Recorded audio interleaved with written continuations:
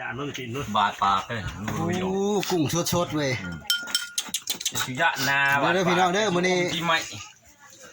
สิเอาติ๊บเข้ามาเด้อโอ้มาเลย โอ้หอยธรรมชาติไม่ใช่คุยกับหอยหนึ่ง เด้อกินข้าวเด้อ มาเด้อพี่น้องเด้อเขาขี้ก้อยกุ้งน้ำกัน คือเก่า ได้นิดหน่อยได้นิดหน่อยมาเด้อหน่อยเด้อ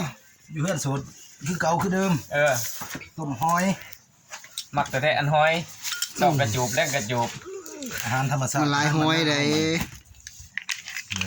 นายหวย อันนี้หอยเกี๊ยงเป็นหอยคนพี่น้องเลย โอ้โหอันยาอินตัวนี้ พญาอินก็ลงมากินน้ ยาอินพญาพรมนี่พญ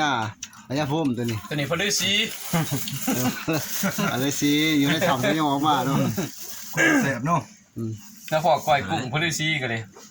บ้านบุคาซัดตัดชีวิตประดันเซ็ต มือขาส่งมันขึ้นสวรรค์ บัวสมบูรณ์ ใช่ก้อยกุ้งขนาดไหน